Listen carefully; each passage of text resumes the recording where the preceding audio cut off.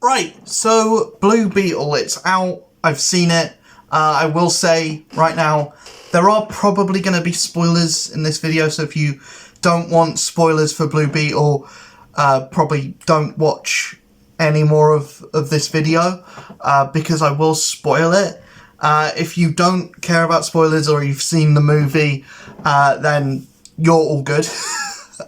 But yeah, I think the opening, the best thing that I can say about this movie is that it's the best DC thing that's come out this year. It's the best DC movie, at least, that's come out this year, and I think it is bolstered by the fact that the other two DC projects and one of the big premiere Marvel projects, or two big premiere Marvel projects that came out this year, were not great. I think Blue Beetle was helped by that fact. If this movie came out in a year where, if this movie came out in like 2018, 2019, then with the likes of Endgame and stuff like that, or 2018 with the, having to go up against Deadpool 2, Avengers Infinity War, Black Panther, stuff like that, I feel like this movie would be forgettable in amongst a crowd like that. I feel like it helps that this movie is going up against stuff like, the month that it's coming out, it's going up against, it's coming out just after a new Mission Impossible that people are saying is really good, Oppenheimer, which, really good, Barbie, which is making a huge amount of money. It's kind of surrounded by a lot of big movies, but I feel like this is fulfilling a superhero thing, and it's doing it well, which is something that we haven't seen a huge amount of this year. Yes, we had Spider-Verse, which I can't comment on because I haven't seen it yet, but apparently it's really good. Guardians 3, also really good, but it's not coming out anywhere near those. Spider-Verse did come out recently, and we do have a Ninja Turtles movie in theaters at the moment, but Ninja Turtles, I've heard mixed things on. Apparently it's doing really well, and apparently it's reviewing well, but I've heard that it's not really the Ninja Turtles, it's not really a Ninja Turtles movie that is, very, lore focused, and it makes some kind of mistakes. I have to watch it for myself, but yeah, overall, I think Blue Beetle is one of the better superhero things to come out this year. If I was to say a movie that I think it's kind of falls in line with, I'd probably have to say I got a lot of vibes from this movie that I did from something like Shazam 1, and I love Shazam 1, so that's a massive compliment. It also feels like a Spider-Man movie. It feels like that first Venom movie, just that Venom movie was incredibly out of character. This feels in character, and it feels like a Blue Beetle movie should feel. I know a lot of the complaints going around are that a lot of this stuff feels tired, and it feels like it's been done before, and you're going to get that in superhero stuff. I feel like in general, just a lot of stuff is borrowed from character to character, and is borrowed from comic to comic, and I don't think that's necessary. It's a trap that all of these are going to fall under at some point, and I don't think it's as egregious as some people may lead you to believe. I want to talk about obviously the main character, Jaime Reyes, played by Shola Maraduena. I hope that's how you pronounce his name. I want it to be correct. If it's not, then do correct me in the comments, politely. But yeah, I mean, obviously he's good. He's good in Cobra Kai. He's going to be good in this, and you just get that kind of vibe off of Sholo that he's just a nice guy. You just get this like quality of just being likable, and I think that it helps that I have seen him in Cobra Kai, and he basically plays the same character in this. He's just a nice guy that's kind of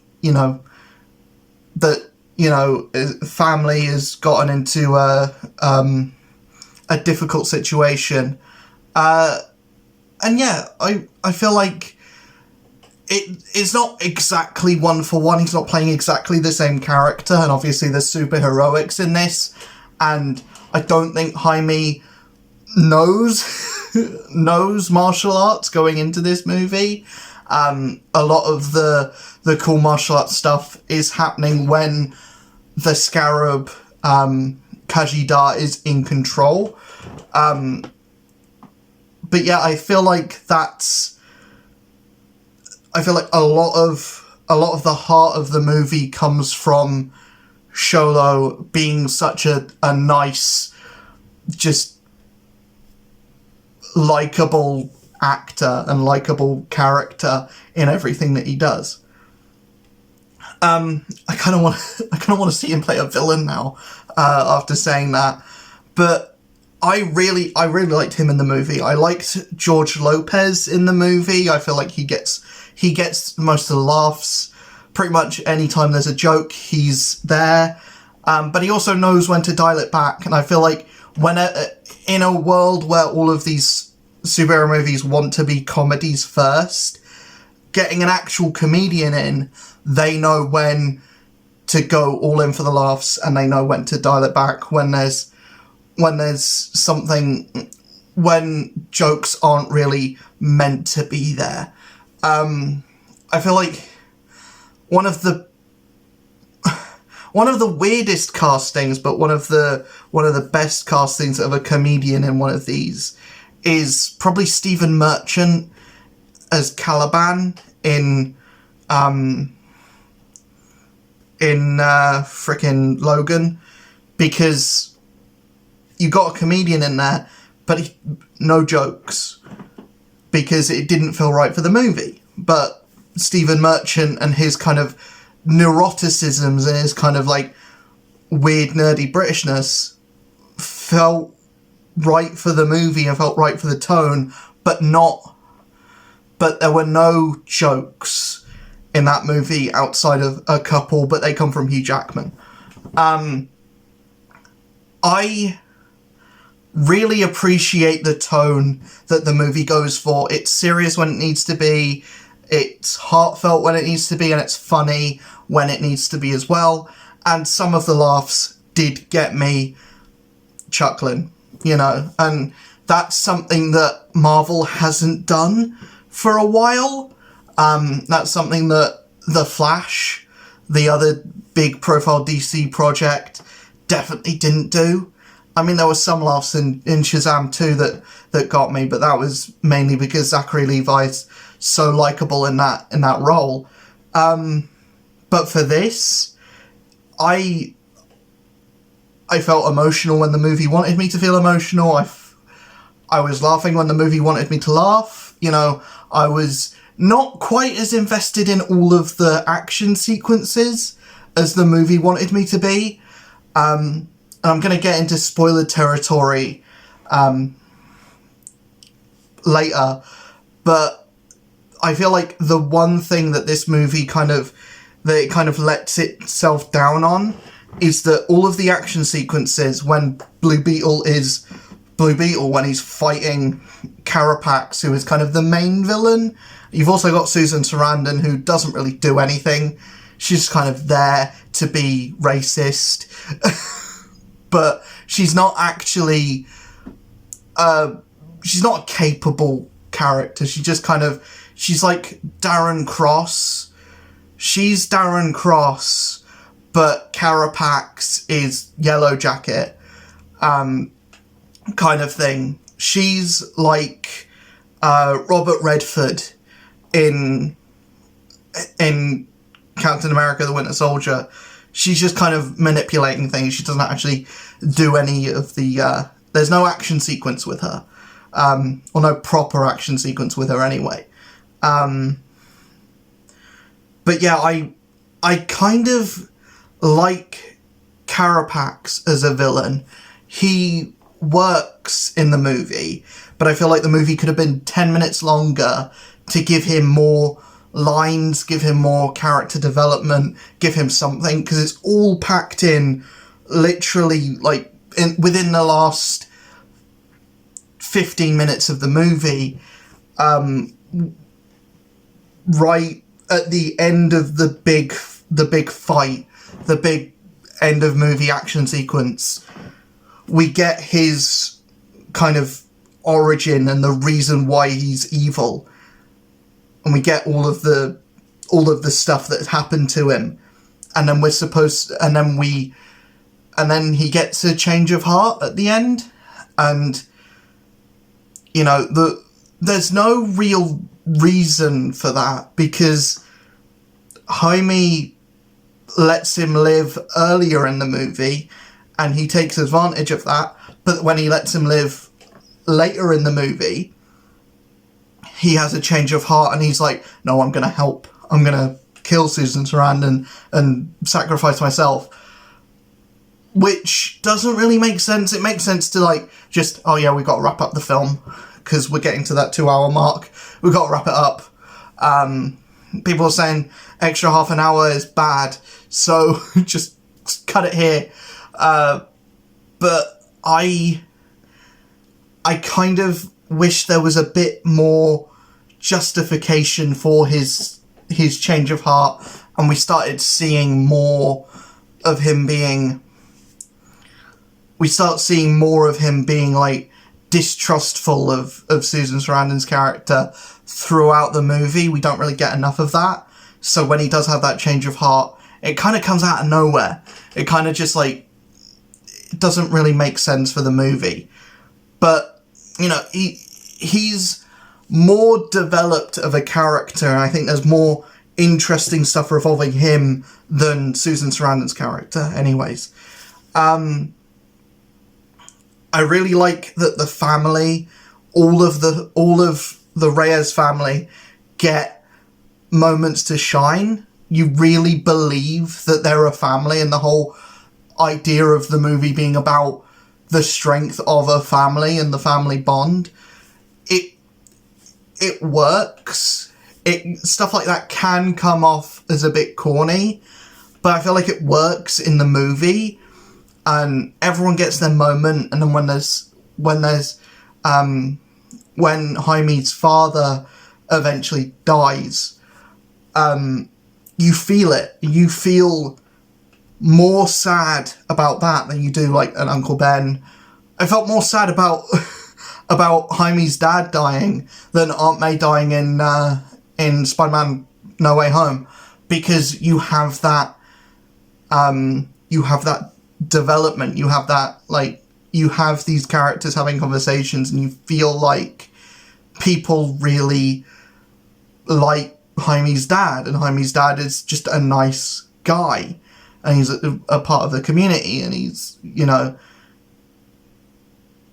so when he dies, you feel it. And then when the movie does that thing later on where it's like, oh, you're gonna cross over into the Holy Land, but it's not your time right now. I feel like this movie almost does that better than Guardians 3 did it. Because here, it's not just white. Here it's not just white. It's like, it looks like a Mexican Day of the Dead celebration where there's like candles everywhere, and you're then stepping into this like land of candles, which I feel like for the movie and for like the like culture that this movie is trying to capture. I feel like that works really well. It's a really beautiful, it's like beautiful imagery in that scene, and then you juxtapose that with the scene that happens directly after it, which is just a big CG toys bashing against each other fuckfest, and those are the parts of the movie that fall flat for me. But everything else, all of the character stuff, really good. Final complaint, and it's not with the movie, it's kind of with like the movie going audience itself. A lot of people on their phones in the cinema screen that I went to, and that's just something that should stop. In my opinion, here's my biggest take. I feel like if you're going to the cinema, there should be someone, you know, when you go in to sit an exam, they have someone that like gets your phone, puts it in a Ziploc bag, you put your name, and then when you go in to sit your exam, and then you come out and you get your phone. That's what should happen at a movie theatre. When you go in to watch the movie, you put your phone into a bag, so you're not tempted to use it. Even if you wanted to use it, you can't use it. So, and I know a lot of people are like, oh well, we need the torch to see where we go. Arrive earlier. Arrive when the lights are on in the theatre screen, so you can see your seat. The numbers and the letters on the seat light up, so you should be able to see that at least. So yeah, just have someone collecting phones as you go in, and then when you come out, you go back and you get your phone. Yeah, I just feel like that's overall a better way to do it than, you know, just tell people to turn off their phones, because you know that especially young kids or teenagers just aren't going to do that. So yeah, I feel like just have someone collecting phones before you go in. There's issues that someone might steal it, but you know, get Bill to collect the phones. You can trust Bill. You know Bill. Bill's worked at the Odeon since it opened. You know, Bill is the most trustworthy employee. Bill's the manager at this location. You can trust Bill. You know Bill's not going to steal any phones. But yeah, I liked Blue Beetle. I liked it a lot. I liked it more so than most of the superhero stuff that I've seen this year. Yeah, I feel like in a sea of like Ant-Man and the Wasp Quantumanias, in a sea of Flashes, in a sea of Secret Invasions, I feel like in a sea of big multiverse movies and like massive scale, big superhero stuff, end of the world stuff, I feel like we needed this smaller origin story that is tight, is compact, does link into a wider universe, maybe the start of James Gunn's DC universe, may just be referenced. There is an after credits scene that does kind of say, hey, Ted Kord is still around, Ted Kord exists in this universe, he's still alive. Another thing that did bother me a bit is Jaime is very, very much like, no killing, no guns, we do this my way, I don't want to kill anyone, I'm not a killer. And they make it a big thing at the end of the movie to show you're not a killer, Jaime. But the rest of the family, they can kill whoever they want. there's a scene where George Lopez is riding the bug, walking, and he steps on a guy right through his stomach, and he literally just shakes the leg of the bug to get this guy's body off him. And the daughter, Jaime's sister, is like, there's another point. So it feels like and even the fucking Nana, even she gets like a Gatling gun and just starts shooting people up left, right, and centre. And Jaime watches. I feel like that's gonna be a thing at the next like family barbecue where he's like, yo, I made it very clear that I'm against killing, but you all killed people. I have a problem with that. I have a big problem with that. Even my Scarab, which is a death machine, said no killing. I'm annoyed at you for killing people. But yeah, I really liked Blue Beetle. I know I was going to, because the trailer was like, yeah, this is just going to be a fun movie. And if you've seen the trailer, you've seen the movie, but in the best way possible. Just everything that you like in the movie is going to be everything that you like. Everything that you like from the trailer is going to be everything you like in the movie. There's some stuff that's not in the trailer that's in the movie that I think a lot of people get a kick out of. The superhero stuff is not the best I've seen, and there is a bit of a disconnect when the masks go on, and especially in the big climax of the movie, there is some disconnect, especially when you're shown at the halfway point that I don't have a point. Being shown at the halfway point that the villain is more powerful than the hero, and then having the villain level up at the end and be even more powerful, but having the hero triumph is a good way of doing one of these, but and actually isn't something that we've seen for a while anyway. We haven't really seen a movie where there's like an active progression of like a villain's power set and a hero triumphing over a power set that they lost against earlier in the movie. We haven't really seen that before for a long time. We haven't seen that since like, I want to say Shang-Chi even. Cause yeah, a lot of movies that have come out have been like team movies or, you know, TV shows or like sequels where the characters already have like, where the heroes just kind of already have their power set. I think even Black Widow maybe did that, but didn't do it well. Didn't do it as well as this movie. And even saying that, this movie didn't do it massively well either.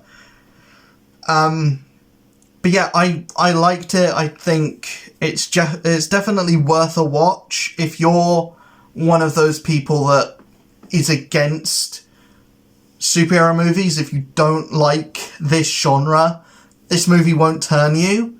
But also, if you don't like this genre, you're not watching this video. If you like the genre of superhero movies, if you like superhero stuff, and if you like especially Spider-Man, then you're gonna get a kick out of this. You're gonna like it. It's not egregious. It's not bad. It's a well-made, competent movie that doesn't really hit very high highs in the superhero department, but I feel like as a character piece and just showing likable characters interacting with each other, I feel like that's where the movie shines, and the movie shines in its heartfelt moments, I think, more so than in the action sequences, even though one of them is pretty cool, the one just before the big end CG fuckfest. But yeah, I will see you guys in the next video. If you enjoyed this video, hit that like button, hit that subscribe button, hit that notification bell. Put a comment in the comments below if you've seen Blue Beetle. Let me know what you thought of it in the comments. And I will see you guys in the next video. Peace.